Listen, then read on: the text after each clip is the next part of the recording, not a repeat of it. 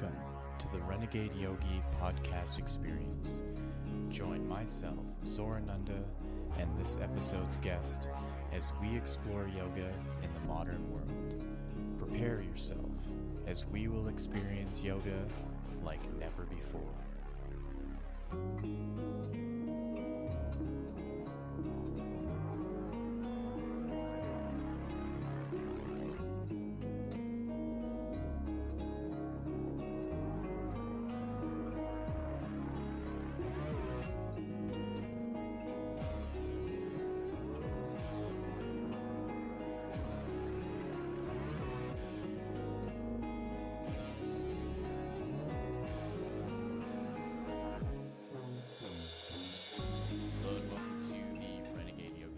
Experience.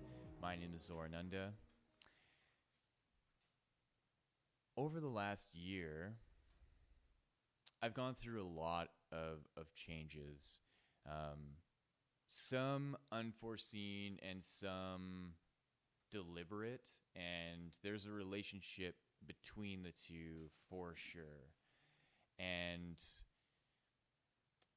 how I see that relationship is that the unforeseen circumstance of, a relationship ending, having to uproot myself and then coming back, is that I made a vow to myself that the way that I would approach these sudden life changes is to go deeper within myself and to work on myself even more than I ever have in the past. And the catalyst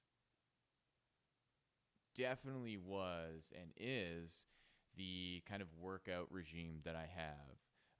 So that's on top of the yoga practice that I do. And for those of you who may not know, because I don't think I've talked about this yet, it's going to be in a future episode soon about why I'm a yogi.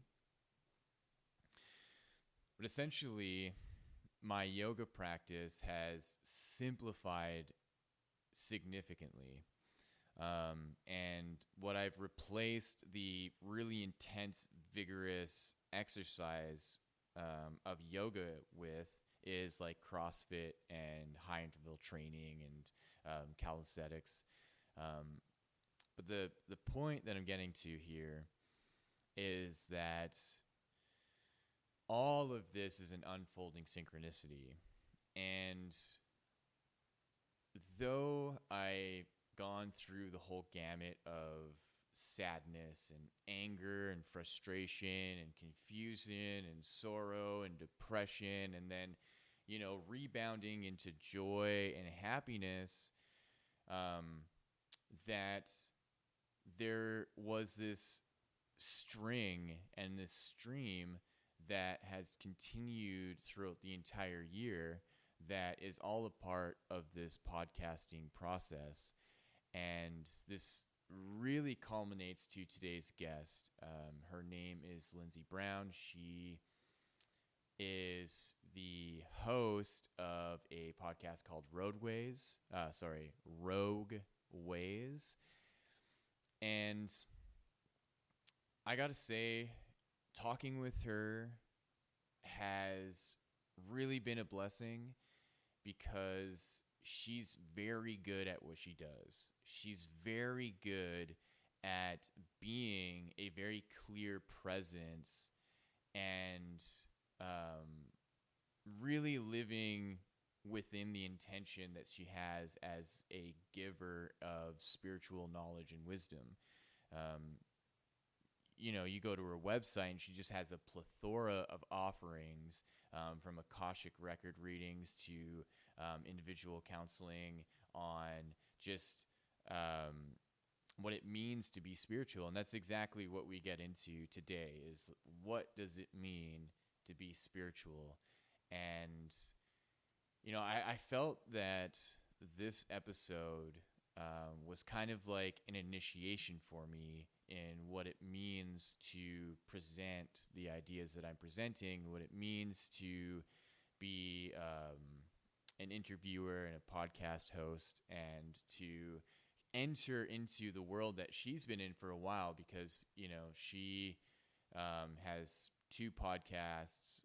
She's uploading her stuff onto Rockfin, which is something hopefully I can get into as well eventually. But after being on her show, I think like 3 weeks ago now, and then getting to this point of interviewing her, I felt that this was something for me to show my own capability of asking her questions that really bring out the full like body of the topic of really what does it mean to be spiritual.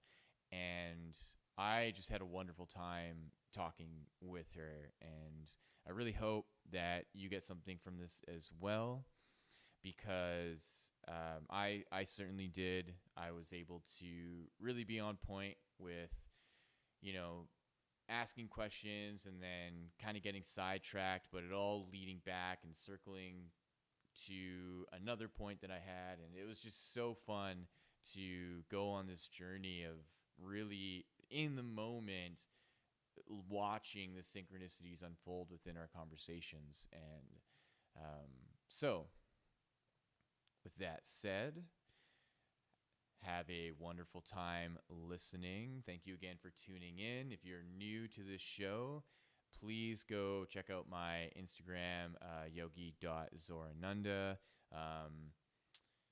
I also have a Instagram page for the Renegade Yogi. It's just simply Renegade Yogi Podcast.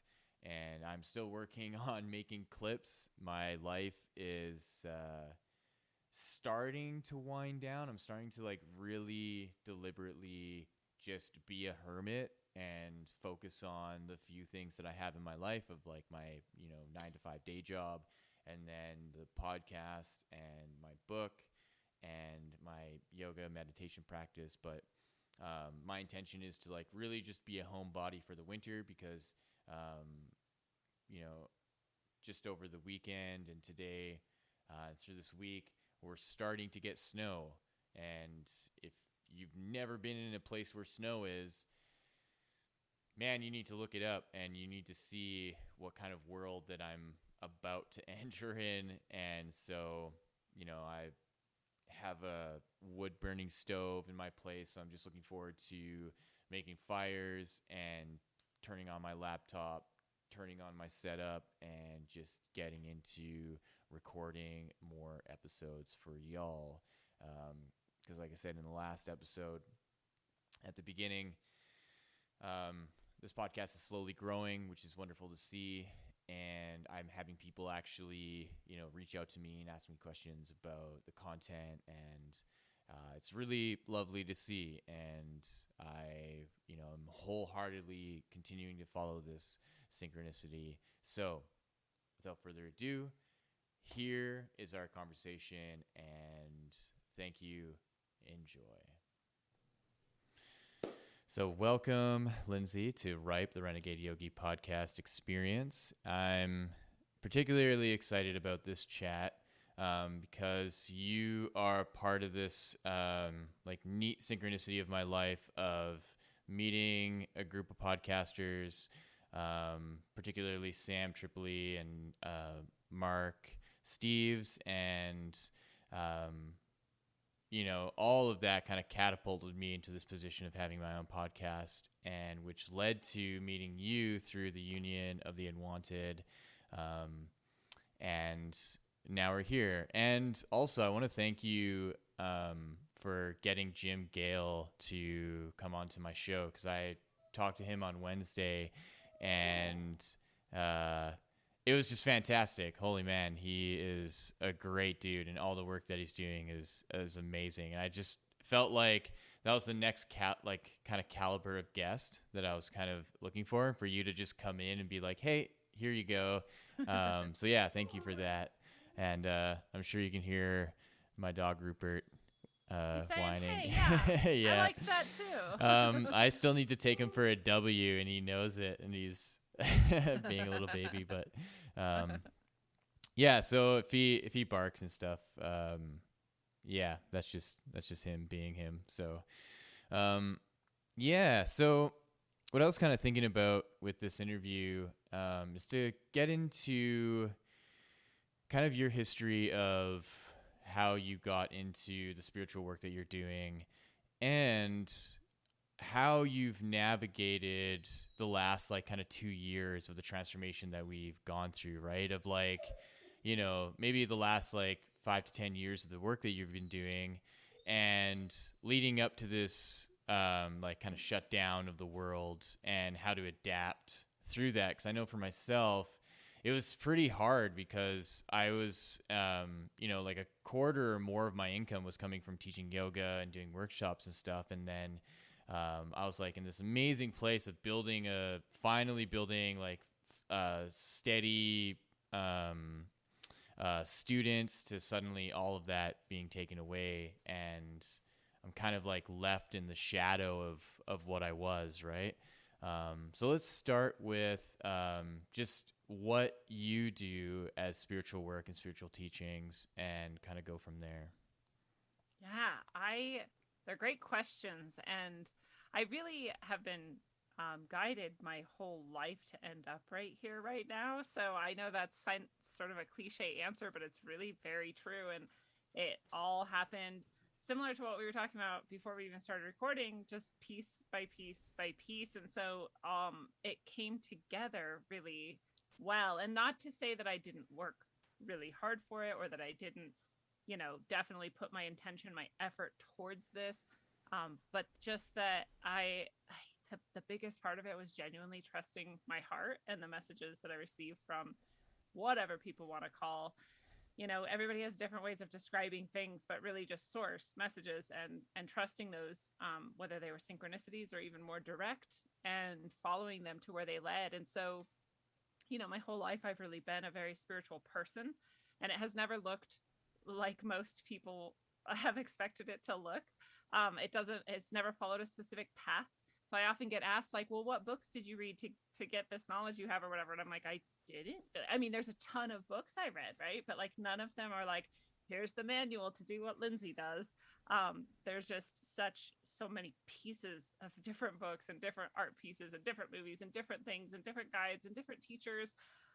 And they all have combined to do what I do now. And so, I have my show Rogue Ways, and I have my show Middle Path. And Rogue Ways has always been a bit spiritual because I'm a bit spiritual, but Middle Path is very intentionally spiritual, and intending to share that with people, especially in a practical and applicable way. Because I think a lot of people get scared off from a spiritual sort of path and understanding because they look at certain teachers, gurus, or practitioners or pathways that have been laid out, and they're like, oh, that's not really me. That doesn't really feel like me. None of these really feel like me, but I feel like a spiritual calling, and I really try to get down with that because that's how I was too. I'm like, none of them are really perfect for me, and all of them have something golden for me. And so, I want to bring the practical and applicable spiritual to people in a way that has no trappings, no pretension, and just like really real and raw. Like, here it is. Here's some truth, and here's some ways you can start to apply it right now, even. And so we'll do practices together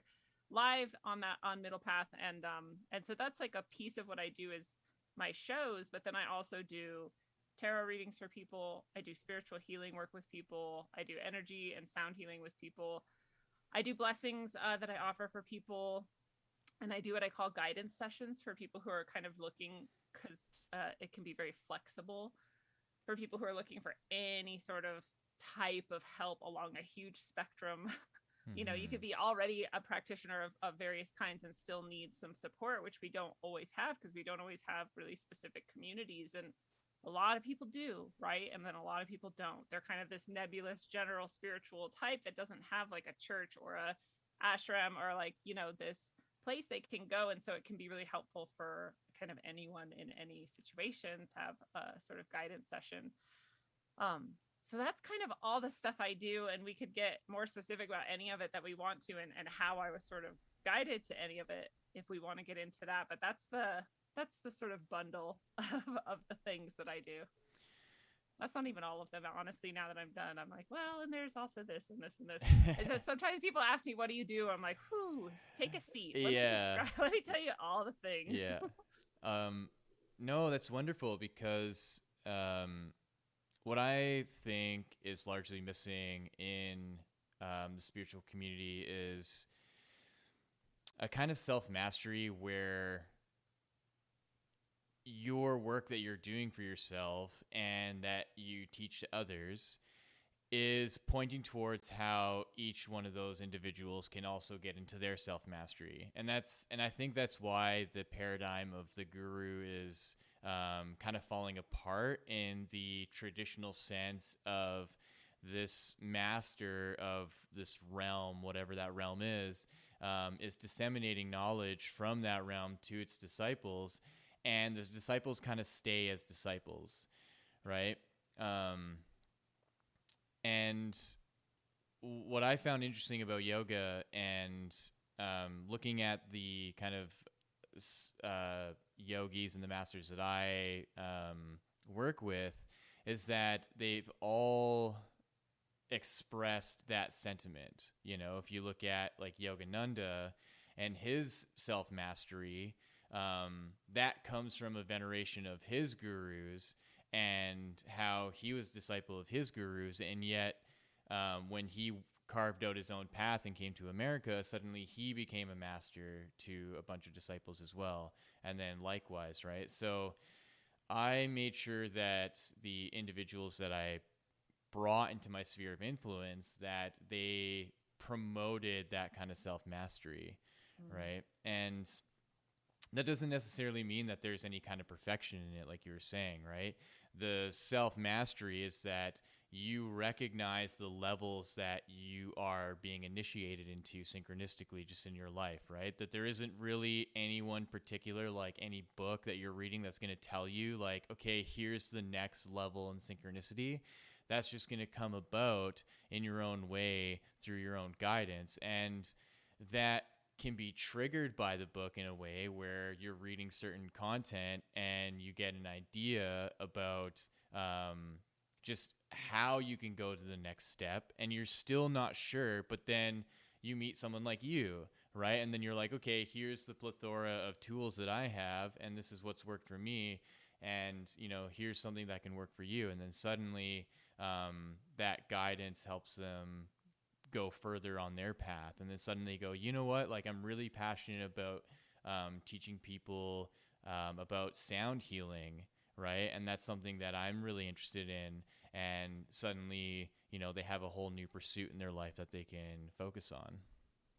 Yeah, thank you so much for describing it, because I really struggle to describe it as well as you just did, but I do have that exact approach. And I always tell any of my students or people I work with, you know, one-on-one as well, that, which are also my students in a way, that my hope is that they don't ever need me again at some point, right? And that they have found that self-mastery within themselves or their own guidance and their own system so that they can go on. Because the truth is, any teacher I've ever had has been perfect for that moment in time. And they've been perfect for what I needed to know at that time. And then at some point, I didn't honestly have anything left that they could give to me or that I could give back to them either. And it was just time for us to part ways and move on. And it was always very acceptable. I've had really good teachers, and that was just, you know, how it went. And that's my hope for everyone, because how could there be one teacher, or even like a small handful of teachers, that was all you ever needed? Because you are different from anyone who's ever existed. And so what you specifically need in your path is so different from anyone who's ever existed. It's also very similar, exactly very similar. You know, there really is only one path, but it's very unique to you and how you step and when you step and which direction and how far back you go and then how far forward you rush. Like, those are all unique to you. And how could I ever tell you exactly what's going to work for you? You know, I can help you, hopefully, to find deeper and deeper ways of connecting with yourself so that you can do that for you, so that you don't need anyone else to do it for you. Because that's the best too, right? We don't want a middleman. We want a direct connection to source as much as possible, and to kind of peel away all the layers that are in the way between us and that, and trusting that and knowing that. And that's my real passion, is like, no hierarchy, cut out the middleman. Let's all do this for ourselves. And again, like I said, bringing that to people who I think have felt traditionally like they aren't aren't spiritual or aren't welcome in the spiritual world, or they'll often see something that's really disingenuous and pretentious and awful in what's supposedly the spiritual world, and then that turns people off.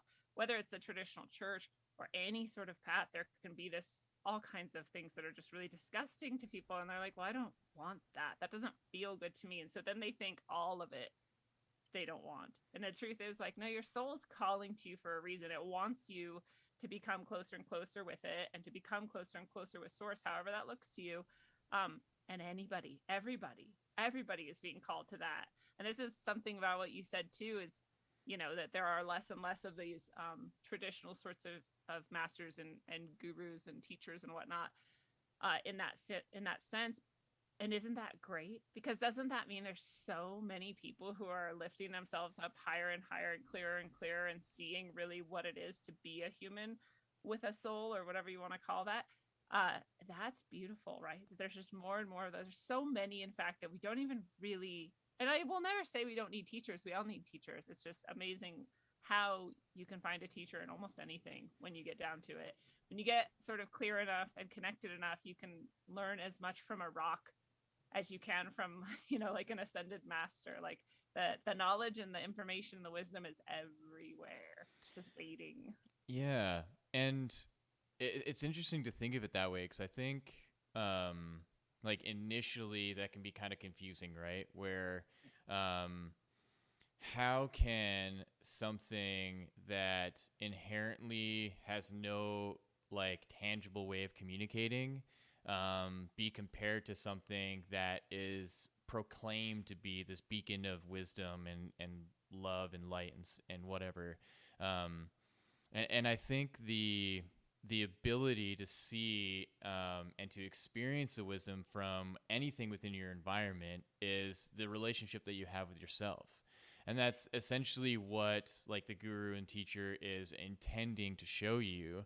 And the unfortunate and the sad thing about the era that we're in is that many people, especially men teachers, have taken advantage of that role and have put themselves in that upper hierarchy of power, where nature cannot do that and will not do that, right? Like there are levels of hierarchy of like predator and prey, but it's not guaranteed, right? And that's really the difference, is that and when you go far back enough, especially in yoga, the so-called masters didn't want anything to do with societal living, and they particularly went into nature to live alone and not have any disciples. And if they had a disciple, it's because the person just like bugged the shit out of them and just followed them around and was like, you're my master. And the master would be like,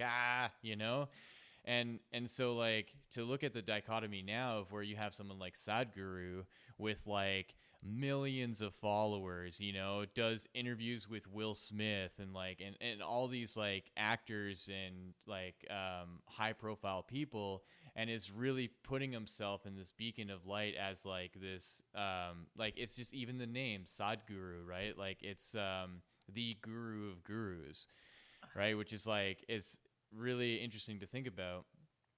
But this is something that I've been really investigating and looking into for myself, is when it comes down to the original like essence of what yoga is and what like that spiritual path is, it's to really denounce all of that stuff and to still be within society, right? So there is one thing that he does say that is interesting and kind of funny to think about, is like undercover yogis, right? Where say in your instance, you get an email or a message from someone because they heard one of your podcast episodes or another podcast you were a guest on, and they're like, you know what, I think you can really help me, but I don't know where to start. I'm just like a nurse or something, or I'm just a normal person. Like, how do I begin this, And that's where I think that idea of like, well, start with the simplest truth, is that you can learn and find wisdom from anything. And so once you just go into the world and say, like, you look at your list of to-dos and it's like, hey, I got to go to the grocery store. I got to go do this and I got to do that. Like, just place in your mind the willingness to learn and go to the grocery store with that and have a sense of what something is in there that's going to give you a small little lesson to learn from. And that could be like you walk in and you see like the security guard trying to kick out a homeless person because they're just like hungry or something. And for whatever reason, like you just get the idea, buy him or her some food, right? And then there's one little lesson. And then you have this, and then all of a sudden, all this stuff comes up. It's like, well, I didn't like, I just came here to buy stuff for myself and like blah, blah, blah, blah, blah. And it's like, well, maybe just that is communicating to you. And, and then they look back at like the session that they had with you and they're like, oh, you know what? Like, yeah, maybe this is something telling me like, my higher self is communicating to me that maybe this lesson is and how to be giving. Right. And that's what I think is actually more powerful in a spiritual sense than like obsessively following someone because you're like, they are the ones that are going to give me the enlightenment that I'm searching for. When really it's like the next course is $1,000. The next course is $2,000. The next course is $5,000. The next course is $10,000. And then, 5 years later, you've just spent like $50,000 on this person, right? Yeah, it's wild. Having the same sort of experience as you were before you spent the $50,000. Yeah. Yeah. Well, and I'll say sometimes, those all have their purpose and their place too, right? There's people who are attracted to that, and that's the first dose of spirituality they've ever had. Yeah. And then they're taught and they see like, oh, like, especially when we're in groups, we have this massive power. We can like heal each other if we want, or we can heal ourselves, or just being aware and present, or just using observation is this amazing tool. And like all these things that are so new to them are unveiled in that way. And so that's beautiful. That's cool. It sucks when you get stuck there and then you believe that's like the only thing, or it is the way, or it's the thing. I was talking with someone from one of these groups, and I won't name them, but a sort of bigger group, and they said to me, well, Jesus was okay, but this guy, our master, he's alive right now, and he's like way better than Jesus ever was. And I was like, I mean, I don't care what you think about Jesus or this guy, but isn't it really weird to just say that this guy is better than Jesus? I mean, how do you know? Were you there with Jesus? Could you go back in time travel right now and be sure, here's how Jesus was and here's how our guy is, and our guy's way better? Like, why even bother to compare them in the first place? And like, what a weird sort of seemingly delusional to me, really egotistical, like just strange thing. I was like, okay. I mean, I don't even know really what to say in response, except I know in my heart that it's like cringy and it doesn't feel good, and it's not coming from a natural place. There's no need for it. Like, it's weird. But people have sometimes a need to put people on a pedestal, even Jesus, or anybody, and to look up to them because they don't believe in themselves enough, right? And that's a stage we're all going through, maybe, or have gone through. Where we don't really and you can't fake it. You can't fake deep belief in yourself. You can't fake really knowing your connection to source unless you've experienced it and really know it. And so and again, there's like a purpose that's served by these things, or you need something because you need someone to aim for, and you need really what you need is that placeholder of belief that these things are possible, until you can realize that that was always inside of you the whole time, until you can really believe, oh, I was actually the one doing all that. If I got spontaneous healing, didn't come from that guy, didn't in fact even really come from the group. It came from me really allowing it to happen and believing that it could happen with me, and then it happened. That didn't come from any like religion or any sort of like practice that I necessarily did. It came from a million practices I did, but it really was that internal knowing, that internal belief, and that allowing it to happen even, and that those are all internal processes too. But so I think we need all of those types of experiences and beings and people and groups because they do serve a purpose. In the meantime, to our self-liberation and our self-understanding and knowing, you know? Yeah.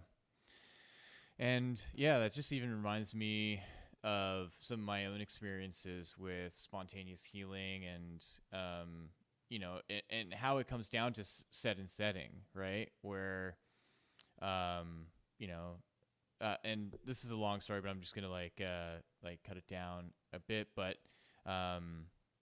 I spent some time at a yoga school that ended up just turning out to be a yoga cult in Kopangan, Thailand.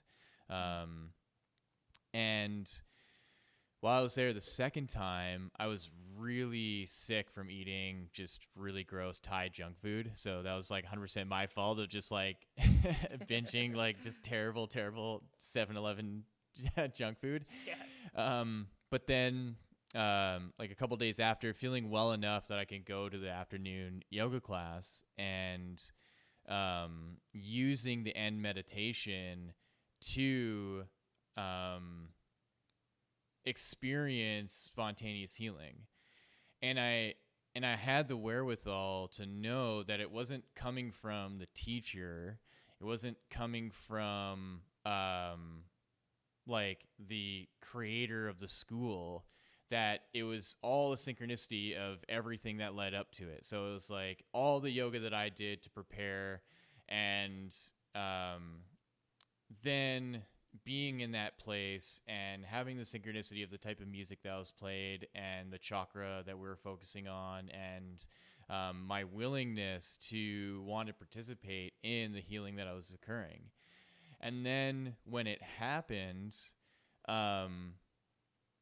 feeling grateful and blessed to have had that experience, and not turning it into like, wow, now I'm this powerful person because I can heal myself of like some bacteria infection or illness or something, and to allow myself to remain humbled that this may not happen again. And I remember like 2 years later, I was in India for a 200-hour teacher training that I was assisting in, and I got sick. And I remember the meditation that I did, and I tried to do it again, and it just didn't work, And I was like, just sitting there, like focusing as hard as I could, like meditating and chanting, doing everything that I did. And just in the end of it being like, oh man, I think I'm even worse than I was before. Because you put all that energy into it. Yeah. and then just like immediately like receiving some like communication guidance, like, yeah, no, this like, it's not going to work this time. You have to go through this. And it's, and so that to me just shows how much more powerful just like the mysterious synchronicity is of the when and how and where these healings take place, and what you can do as a participant in that to remain humble and allow it to remain a mystery, and communicate to people that it's possible, that it's happened to you, it can happen to others, but not to try to make them think that you are the one that's going to lead to their healing. And that just reminds me of like in Star Wars in I think it's episode 2 or episode 3, where Palpatine is telling Anakin how he can save Padme, right? That that he knew this way of like cheating death, right? But it was all a scam, right? In the end, it was just like him to try to take over Anakin and turn him to the dark side. And that's like essentially what you see, even like in Thailand, the school that I went to. That's exactly like what happened to the Swami there. That it all came down to, it was just him in a giant power trip, just controlling people. And so, I take that and I go, okay, now I know what not to do. And so when I'm moving forward and I'm making connections and I'm being introduced to communities, that it's very clear who I am. and that there isn't this ulterior underlining motive, right? And I openly say I'm just a human. Like, I've had some crazy shit happen to me, and I like have had wonderful, beautiful meditations experiences, but at the end, like, I'm still on the same level and path that everyone else is, right? Yeah. Well, and people need that for that exact reason, because I think most people who have looked any little depth into the puzzle have found those exact people who are like, I'm the best, I'm amazing, I'm the teacher, you're the student, like, I'm power tripping. And or even if it's way more subtle than that, and you have to be way more discerning to finally see, like, oh, even this person's on like their weird power trip of control. We've all seen that, but we've rarely seen the people who are like you, and I think like myself, who are more like, no, we're all here together. Like, I'm not ever going to be above you or beyond you or like better than you or anything. I'm just here, hopefully, to serve in whatever ways I can in the upliftment of myself and the whole entirety of the human race and all conscious beings. And I don't pretend to know what that looks like, even, and that's, part of how people are like, oh, were you always setting out to do this and this? I'm like, no. I just set out to just say, like, hey, what should I do next? God or source or whatever. Like, what do you think is best for me? Because I don't know. I mean, I know in the micro level, like, I know I should eat nutritious food and I should drink purified water and I should like try to stay away from other things. And, I eat Doritos and Coke sometimes too, but like I try not to. And I know those types of things, but do I know what's best for everybody? No, I don't pretend to. And this is why also people will say, like, hey, can you do an Akashic record reading for me? And I'm like, maybe we can find out together, because what I do is I go into my, process and my meditative state and my ceremonial space is what I call it. And then I just ask, like, hey, who's here for this person? And how can I assist? And, and then I'm shown things or do things, whatever. Sometimes it looks like an Akashic record reading, but I don't pretend ahead of time that I know that that's going to happen. Because if it's like that, what you were saying, then I tried to heal myself and I did this A, B, and C and it didn't work. That's exactly how it is for me every time. And I've been shown over and over and over again, there is no formula that I can use that will result in blank every time. But I do also know that if I do this, this, and this, and I go just into this openness and I just say, how can I be of service to this person? And what is best for them, that all kinds of things can happen. And it can be really amazing and beautiful. And it is every time, but it looks different every time too. So when people try to ask me even like, well, what's even going to happen? I don't know. Let's find out. It'll be amazing and beautiful, and I can tell you, I can hook you up with a bunch of people who have come before and they can try to share with you too. But even they are like, I don't even really know how to put this into words. So I think there's something beautiful in that, because all of life is a bit like that. Or we can say like, well, you're going to go to Thailand. What's it going to be like for you? I don't know. Like, what specific experiences you're going to have? I don't know. Even if you planned it, you're like, well, first I'm going to go skydiving, and then I'm going to go to this temple, and then I'm going to You don't actually know that that's what's going to happen when you get there. When you get there, it might turn out, oh, that thing's closed, or like, oh, this bus like actually went the wrong way and you ended up in this weird town and then you met this person, like, and you don't know either. Nobody really knows. So, and maybe there's people who are way different from me and who can say, I will give you an Akashic record reading and it'll be like this every time. And that to me is more amazing than what I do. People think what I do is amazing and I'm pleased. I'm glad that it's helpful for them, but I'm more amazed by people who know for sure what's going to happen every time they do something. That to me is crazy. And I don't even know how I got off on that tangent.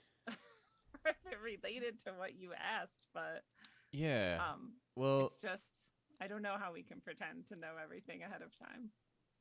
Yeah, that goes along with that whole like the whole sense of how synchronicities are mysterious, and I like to call it the mystical rhythm, that there's this like pulse of synchronicity that is always happening, but you can't quite put your finger on the tune, right? And that whether or not the synchronicity is just going to like kind of stay level and stay simple, and it's going to be little kind of coincidences here and there of something that you see on TV, or, you know, repeating numbers or whatever. But then there's this like sudden spike where a very obvious synchronicity, a very like telling moment that happens that you just like, you can't explain at all. And what I've investigated in just like paying attention to these synchronicities is, even though you may not exactly know the content of the synchronicity, what you can do is that you can potentially increase the rate of the potency of the synchronicity. And I think that's really what the spiritual practice is doing. That's what healing is doing. That's what talking to your guides is doing, is opening your consciousness up so that the rate of more potent synchronicities can happen quicker and quicker, to the point where that like small level of synchronicity, it gets like bumped up. And suddenly what you thought were these like big spikes of synchronicities is now just kind of the normal. And you live a more kind of miraculous life to the outside world, right? If someone were to kind of follow you around for a day, they'd be like, how the fuck does all this happen in your life, right? And you're like, well, you know, it's just a part of my life now, right? And that's what I like to communicate to people when it comes to a spiritual practice, that a part of it is kind of arduous, right? Because there's the maintenance of it. There's like whatever daily thing that you want to do. In my case, you know, it is specifically yoga and meditation and mantra work. But then like how it looks like for you is going to be totally different. But what is the common ground is like the daily kind of maintenance of it. And not really, for me, I've let go of like the really arduous, like to me, it's like stressful to try to think of having to do it every day in a particular way. Cause there's some days where I just go, yeah, I don't really feel like doing it. And I'm going to, like apply it in my daily life, or just like in my day in a different way. If I'm just like randomly chanting mantras, or, like just like how I focus. And I think how this kind of loops back is, why people might be afraid of a spiritual practice. And I think largely it's because in our kind of like mainstream day-to-day life, there's really no mention of it, right? Like you go onto social media, like, unless you're really following particular people, but even then, like on TV or just like your family, or you're going out at work, that's something that you have to actually like stream into where you are. And if people don't have the tools that fit them, then they'll have no idea how to approach it. And especially like we were talking about some of these leaders, like spiritual leaders who turn out to be just like terrible people, they have a distrust from it, right? And they're like, well, it's just going to lead me into a cult, and I don't want to be into a cult. It's going to lead me to this dude who's going to try to grope me, and I don't want that either. And so it's then at like our burden to be like, no, it's not like that. You know, like those are just terrible people, and we avoid them at all costs. And this is how we prevented ourselves from falling into that, finding our own self-mastery and having a spiritual practice that does actually help us and help others. Yeah, and especially that piece I think that you nailed about not having to be so strict all the time. Like 8 a.m. I do this, and then 8:30 I do this, and at 9 o'clock I do this, and not to say that that doesn't work really well for some people, but there's a lot more people who can't actually like be that strict. Like every day I have to do it, and then I feel like I failed if I didn't do it today, and I feel like I'm not going to ever make it if I didn't do it like 7 times this week or whatever. There's all these things, and it's like, no, there really are no rules. The whole goal, in fact, is to become more observant and more present and more accepting. Mm-hmm. And that's it in a nutshell, right? If you can say like, here I am, this is what I am, this is who I am, this is what I'm feeling, this is what I'm experiencing, this is what's going on right now. That in itself is like something that a lot of people will never maybe even get to that point. And you're right, we don't see it reflected around us. We don't see anyone else doing it or talking about it. It is really rare unless you're in a specific community or following certain people who are doing that. And it is funny how many people have come even into my, baby groups, my like not very small or not very large. And I'm never, ever presenting myself as like the top or the leader or the like whatever. And even then I get some people who are like, what are you trying to build a cult? Like, yeah, I'm trying to build a cult in which no one even is really sure if I'm a leader or not. That's what I'm trying to do. Like, what? Yeah. No. But people have those prototypes and these sort of stereotypes like given to them by especially the media. What's the number one response if you're going to present to anyone your sort of level of spirituality or your spiritual ideas or spiritual take on anything? It's like, oh, or like, oh, so you're crazy. Like, wow, how is it crazy that I have like a spiritual experience? How is it crazy that I talk about it? And how is it crazy that I help other people understand it or themselves or their own paths better? How is any of that crazy or cult-like? But we just have this automatic response to it because we really have been trained to reject it. And I don't think that's an accident. I think that our society feeds off of people who are disconnected from themselves and each other and the world and source. And that's not, that's by design. So there's a reason why we have these reactions and these responses. But there's also a reason why there's even far more people who respond, to you and what you're presenting and offering, and to me, what I'm presenting and offering with like, like, oh my God, thank God someone's saying it or doing it or living it or being it, because that's all I really needed to remind myself that I can keep going and that I can keep reaching for it. Yeah. Well, I think there's also a kind of cognitive dissonance around being perceived as a master, right? And so if you were to look at like the Pope or Sadhguru or any like religious leader, what do they look like? Like what do they dress like? What's their appearance like? You look at the Pope and it's like, there's an obvious disconnect of like, oh, that's like someone way above any caliber of what a normal human being is. And I can't help but think that that person is so much greater than me. 'Cause like, how can little old me be at that level? Because look what they had to do in their life to actually become a pope or become Sadhguru or whatever, right?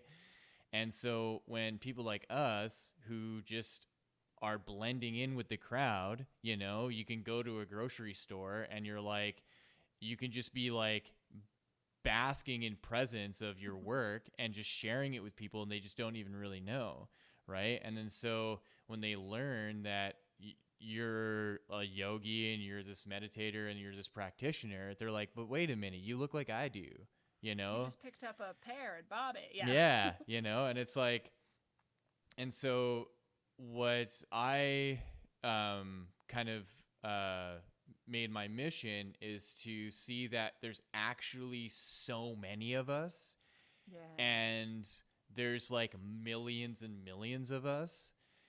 And it just takes the little bit of courage to recognize that you're one of these people that are already super powerful, and that is going to substantially change your life. And that not in a way where you're suddenly going to become a millionaire. It's going to really help with the quality of your life, of like you're saying, that you're just like more caring and more loving and more present, and you're more observant.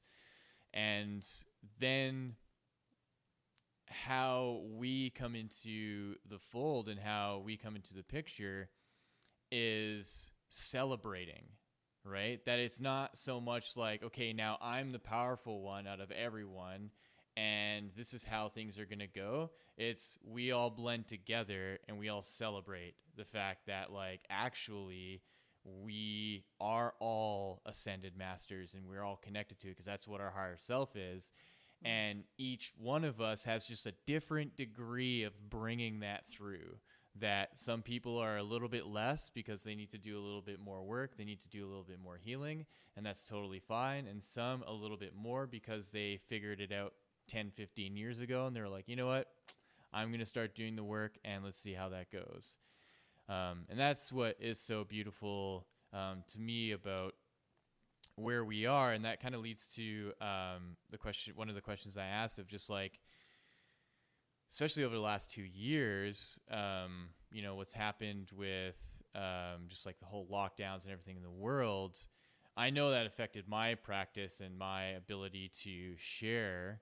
You know, how has that altered what you've done, or transformed it, or helped it, or maybe not helped it?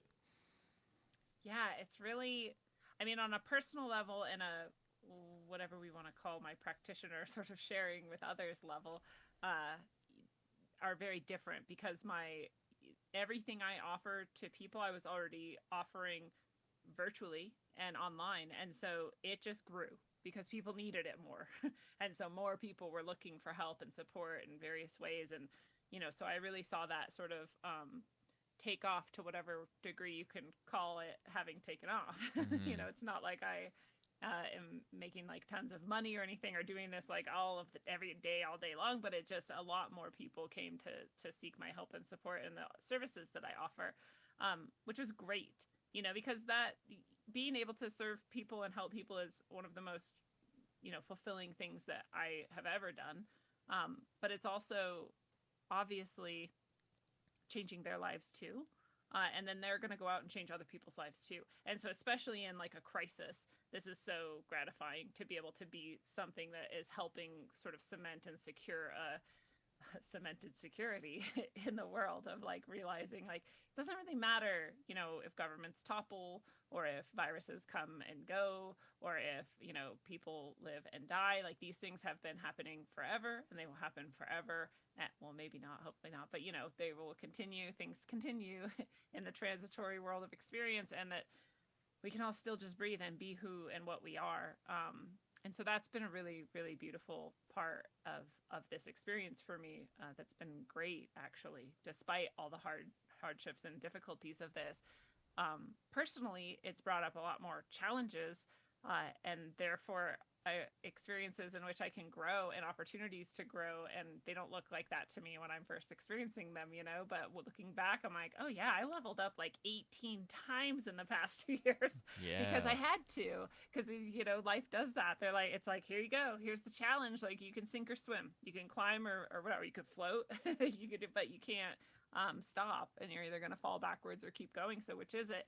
And so that's also been really, really hard on many, many levels. And also really, again, gratifying in a way, because I've been able to look back and see like, wow, I actually grew a lot, and I rose to the occasion more often than not. And that's something I can be proud of. You know, I have a lot of jihads, having lived in the Middle East and learned that actually more often was intended to mean an internal spiritual struggle. I've had a lot of jihads and goals that I have in order to, you know, I just, you know, it's good to see your flaws. It's good to see where you're failing or not doing perfectly, and then try and achieve a higher place genuinely, and not just by force or pretending, you know.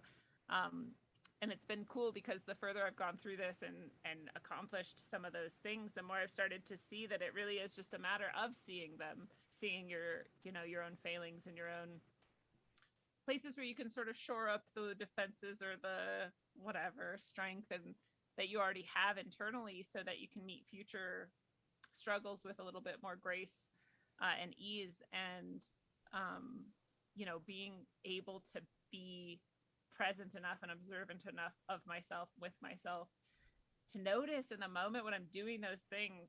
It's just like, it's harder to do than say, right? And it's harder to even describe, but the key to any of those struggles that we're experiencing, and 100% of them are internal. We can look out at the world and we can say, oh, coronavirus came and did this, and governments came and did this, and businesses came and did this, and all these other people are doing that and doing this. But when it comes down to it, it's really about, what are you going to do? What are you experiencing and feeling, and what are you going to do? And those are the only things you have control over. So, being able to notice in the moment that you're doing it is the key to being able to then transform it into something that you'd rather do in those moments. And that's been amazing this year. And maybe it's because we've had all this space, we've had to sort of stop and sit back and really just be with ourselves where we're at, or not. A lot of people took the other route, went deeper into the delusion and disconnection, and they're gonna see what that's like. But maybe it is that space that has allowed that, because I've seen more of that in myself this year than any year previously in my life. Yeah, similar with me, and it's been really wild. And facing the challenges, just what I've gone through, has really shown me what it means to level up. Like, that was like the huge thing, is like, really allowing myself to find this kind of like inner strength to have the confidence of not know what's going to happen, and to let go of this, tendency that I was cultivating of trying to know how things are going to work out, but recognizing that is what led to so much disappointment in the past. And so the last 2 years were this like perfect storm of, this whole situation has come up and you have no idea how it's come up. And then there's all the information that starts to come out of it, that starts to indicate like how we got into a pandemic and how all this stuff happened. But then to not jump into any boat and to be like, oh, this is more about me being comfortable with not knowing, and then acting from a place of presence where within that not knowing, I'm really clear on what I want to do. And so it has nothing to do with the fear of not knowing. It's now, what do you place within that not knowing? And so it presented this huge synchronicity of like, place within that not knowing of what's going to happen, a podcast, a website, albums, make music, place it in that not knowing and see what happens, right? And then suddenly, I'm having these wonderful conversations with people I would have never have met, and like, I'm a part of a community I would have never have known about. And that is the greatest indication now of like where I'm going, right? Because then a picture starts to form, and then I'm like, okay, I'm starting to know something about what I've started to cultivate. And as long as I can continue leveling up, the next level is going to also present a whole situation where I go, well, I don't know. And isn't that wonderful? And then what can I put in that space in which I don't know? And I know that to like an outside listener that might sound convoluted, but it can be as simple as just in your day when you wake up and you have your whole list of to-dos, right? And you know exactly where you're going to go. You know exactly the path you're going to take to work. You know exactly where you're going to sit at work. You know exactly who you're going to talk to. But then just put one little seed of not knowing, right? Well, I don't know if one of my coworkers is going to be mad at me, or I don't know if on my way to work I'm going to get stuck behind a train, or I don't know when I'm coming home from work and I get home if I'm going to make dinner or not make dinner or order food, and then just sit in that not knowing and be like, I can be comfortable with this, and then go on with your day, right? And just like completely forget about it. And then suddenly you're driving to work and you're like, you know what? I think I'm going to go this way instead of the normal way, you know? And then you get to work and then 3 of your coworkers like, oh, I got stuck behind a train, you know, at this like one spot where you're like, oh, I didn't go that way, Yeah. you know? And I think that's like, that could be a good way to just like really start to tune into synchronicity without the like overt, like hyper spiritualized sense of it, because I think that part of it can be investigated when you're more ready for it, I think. But on just like the basic level, I think that's just like a nice way for just like anyone to start getting into what spirituality is without the fears around it, you know? That's a really good description, you know, of the not knowing and intentionally placing the not knowing into your day or into your life. Because now when I'm reflecting back, the, you know, 2 recent times I can think of greatest transformation for me were times where I intentionally was like, okay, I'm going to go do this thing and I have no idea what's going to happen. And, you know, one was when I went, I just every day I was like, I know I'm looking for something. I know I need to connect deeper, and I know I don't understand yet. And so I'm just going to, every day I'm going to go out to this area where there's thousands of trails, literally. And I don't know which one I'm going to take. And I'm just going to drive up there, and I'm just going to turn on random roads, and I'm just going to find trails, and I'm just going to hike that trail and do whatever. And that led me to transformative, life-changing understandings and lessons that literally changed all of my life. And the next time I was in the same place where I'm like, things aren't how they're supposed to be. There's something else. I'm not getting it. I don't know what it is. What's it going to be? I'm going to actually, I did actually a similar thing. And on a hike, I actually was given a really direct message. And I ended up leaving my career, selling my house, selling my car, leaving the person I was with, and buying a van and driving around the continent, which led me to where I'm at now, which also changed all of my life completely. That was a bit more drastic, and I had much smaller versions of that.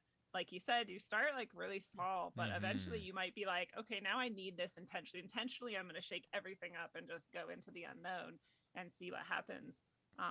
You know, you never know like where it's going to lead you, literally. Yeah. And I've had that exact thing happen where I'm like, I'm going to go this different way to work. And then I got to work and they're like, how did you get here? And I'm like, I drove, you know, Yeah. like everybody is stuck out on like whatever. I'm like, oh, I didn't go that way today. Yeah. That's funny. Wow. Yeah, it's the catalyst for me is actually a good friend of mine. We are childhood friends. We've known each other since we were like 4 years old, and we both got into yoga and everything at the same time.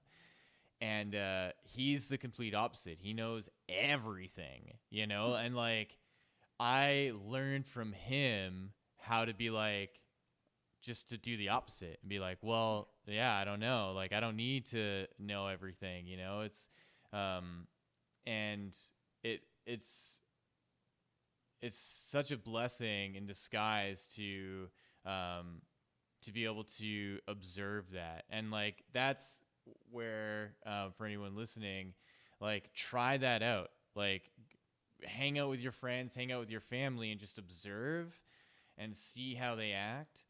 And take that as little bits of learning lessons, because from doing that, I found that it actually helped me deepen my like connections with people, and it actually allowed me to like have deeper conversations, because then we would investigate things together rather than create this dynamic where I know everything and I'm just like spewing information out onto this person.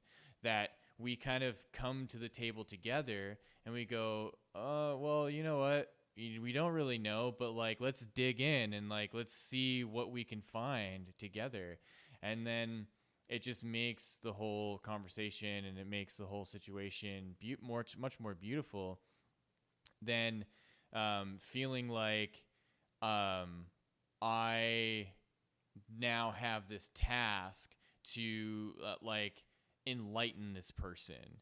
And like the biggest thing that I got out of it is ask questions rather than making statements, because it's so easy just to like plug in statements, but to actually like sit and think and be like, well, what about this? And to actually that will actually show how much more care there is and more compassion in the willingness to uncover that realm of not knowing, right? Yeah. That question asking itself is an amazing skill that most people genuinely lack. It's not that they lack the skill, it's that they haven't used it for so long, that they've trained themselves out of doing it. And again, I think this is intentionally crafted in people and engendered in people, that they stop asking questions. So I don't think anyone should blame themselves if they haven't been asking a lot of questions. But, the ability to ask questions at all is really important. And then to ask questions of yourself, and to ask questions of others, and to ask questions of things and of everything. And then you're like always asking questions. And this is like the best place to be in, and there's this balance you want to have, because you do want to know some things, you want to be pretty sure about some things. And I had this beautiful professor who gave me this, and I've held onto it for the rest of my life because it's so effective and perfect. And she said, you have two hands, right? One hand is holding what you think you know so far. Like, here's what I'm pretty sure about. This seems to be true. And your other hand is empty, and that's because it's waiting for the new information that will come and be filled up. And then you'll eventually be like, oh, okay, well, now I know this. Now this is what I know. It's different now, and I still have this empty hand that's waiting and filling. So you hold one hand out for the truth that you have now, and you hold the other hand out waiting for the truths that will come. So you do have like, I'm pretty sure water's wet. The sky seems blue. Yeah. This computer seems to connect us across time. Like, there's things that I'm pretty sure about. And even those, I still have my hand out waiting. Like, I don't know. What if there is something else I haven't yet experienced and I haven't yet understood and I don't yet know? And I hope to be like that forever. Oh, yeah. I hope to never be someone who is so sure about something that I cannot ask questions and that I cannot accept new experiences and information. Yeah.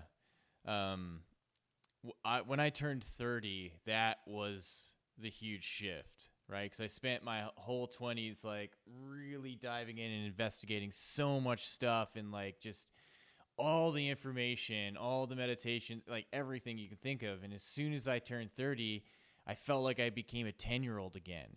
And I was like, oh no, what is happening? And I spent that whole year just like almost in this like haze of just like, I don't feel myself, but not in a bad way. It was just like something is changing, something's different, and I just feel like I'm a kid again. And what does that mean? And immediately it's like, you know less than you think you know, and you have still a whole lifetime to live. So really put that into perspective. And I was like, okay, then I have still so much to learn. and I was just like, wow, silly me to think that like, 5 or 6 years of doing yoga was like it, and I was like, I like, yeah. And like, cause I have, like, Shiva tattooed on my arm, like a full sleeve.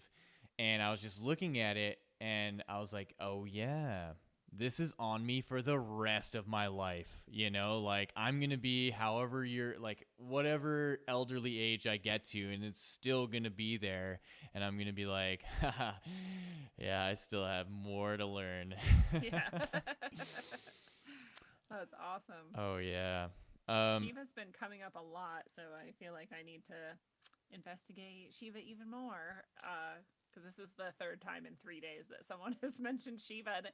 And other than that, I went who knows how many years without Shiva being mentioned. So yeah, right, there we go. There's another synchro. There's one book that I found in all my kind of yoga journeys that to me really truly identifies like what Shiva is and who Shiva is. It's a book called Babaji, the Lightning Standing Still.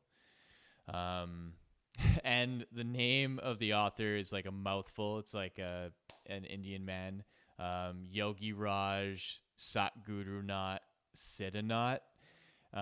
But just wonderful, wonderful teacher. And this book like completely changed how I viewed yoga and how I viewed like the history of what the lineage is and where all of it came from. Like it's funny because I started reading it when I was in my 300-hour teacher training in India, and I stopped like studying the material, and I stopped like doing, and like really caring about it because I was reading this book. But I found that like I was getting such crazy yoga downloads that when I went to do the work in the actual like yoga classes and stuff, I was just like picking up on everything, and people were like around me like, what the fuck are you doing? Like, how do you know these things? How are you remembering these things? I was like, well, I'm just reading this like super dense, crazy, like electric, literally lightning freaking yoga book that it was just providing everything that I needed to understand just what we were doing in the curriculum. So yeah, like that book is interesting because he is right in a line with like Yogananda and Sri Yukteswar and the whole Kriya Yoga system. But yeah, he's such a great storyteller and just poet and like historian. It's really great. Wow, that sounds amazing. Yeah, so I think to kind of come to the end here, I think if you'd be okay with this, is there a short like exercise that you can lead through, or something that you like to do with your students, or just in your practice and teaching that maybe if people want to just close their eyes and listen to, if there's something that you'd like to lead through? Yeah, I do this. In fact, every week on Middle Path, I do at least one, sometimes two, or if someone is a guest, I ask them to lead us on it. And I also do guided meditations twice a week, and I do it by monthly subscription if people want to join up. And I generally sort of channel that through from source, and I'm just guided to guide, and so it's coming from wherever through me to people. And so I don't know that we'll go that deep right now, but I'll just do a little simple, no matter who is joining us from where and from what level of experience, that they can sort of sink in and get a little touch. So yeah, we can close our eyes. And the best beginning for me is to always just find our breath. Breath is our power. It is our connection to source, one of many. And when you just notice your breath, even before you start trying to change it, you can just see where you're at. And sometimes even this stage, you can feel like, whoa, I have so much tension in my body. Most of us do most of the time. And as you start to breathe deep on purpose, you're going to start to see all that tension fade away and shift into openness. You can breathe through your nose if you can, if your sinuses are clear and that's comfortable. It's a really nice way to breathe. And you can breathe out through your mouth or your nose. And if you need to breathe through your mouth, that's also beautiful and good. The breath is still with you. It's still coming in and it's still going out. When we breathe deep, we fill our lungs completely, but we don't push and we don't force. We just fill, and we notice if we're filling our lungs completely that our belly expands. And when we breathe out completely, and we don't push and we don't force, but we just notice that our belly comes back in. So we breathe in deep, and our belly goes out. And we breathe out deep, and our belly comes in. As we settle into that rhythm, you can even notice that there's 4 parts to our breath. That we breathe in deep and we pause, and we breathe out deep and then we pause.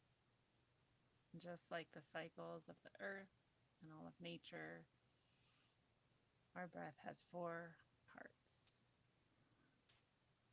because we are also a part of nature. And as we breathe in, we can notice that that breath is bringing us life and life force.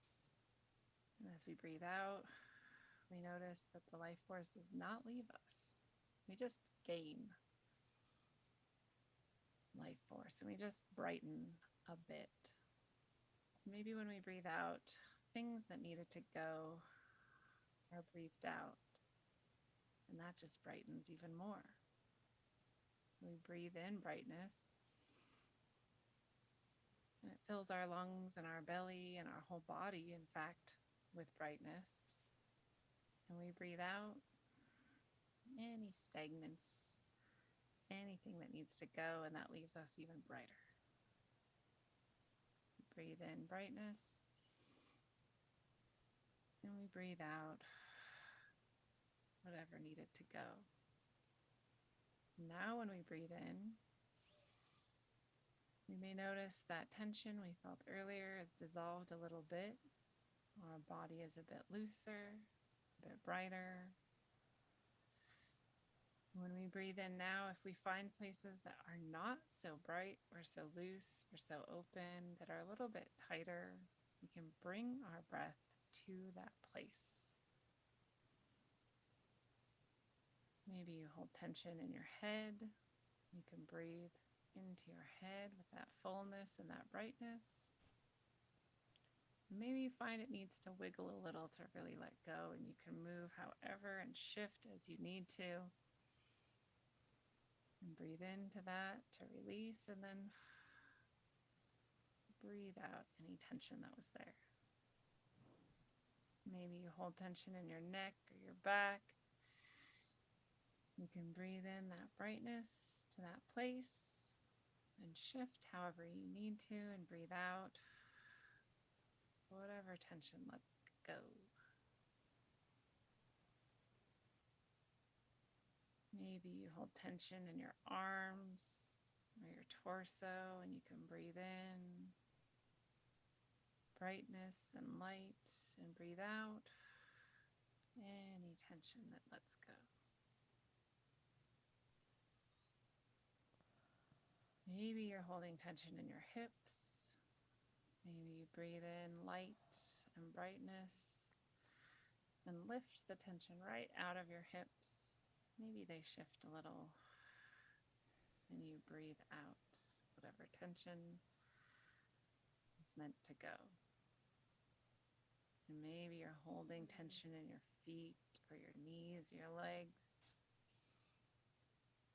You can breathe in to those areas and release any of that tension. Now when you breathe in the light and the brightening force that's uplifting all of your body, you can see and feel just how much lighter, just how much more open and loose you are, even in this short little space. And we can breathe in that light and that depth and feel gratitude and love for ourselves for having done this little practice. We can breathe in love and gratitude for that light and that breath that brings us our connection and that beautiful life force. And take one last deep breath, one last deep exhale, and then you can come back however you like, and bring your eyes open again. And hopefully that was a bit uplifting and loosening for anybody who joined in. Wonderful. Thank you so much, Lindsey, for sharing all your wisdom and having just a really wonderful conversation about what it can mean for any one of us to have a spiritual practice and just navigating the world of just spirituality and, what it can take to just have peace and serenity day to day in your life. And, like in this little exercise that we did, just simply connecting to our breath, visualizing brightness and love and compassion, and how far that can go to shifting and, making the rest of your evening or the rest of your day just that much better. So if you can tell listeners where they can find you on social media, website, wherever that is. Yes, thank you. I'm so glad if I could help whoever it helped. And anybody can find me. The hub for all of it is my site, so rogueways.org. And I always point out that it's rogue ways as in pathways and not rogue as waves as in sound waves or ocean waves. So rogueways.org. And if you like Linktree, you can also go to my Linktree at Linktree/Lindsey Scharmyn. Perfect. And all my stuff's there. So you can join me on Rogue Ways or Middle Path, or you can come meditate with me. You can come hang out in the various places that I have online communities, and I have all kinds of stuff. There's so much. So whoever wants to, come join it. Yeah, the links will be in the description. So thank you, everybody, for listening and tuning in.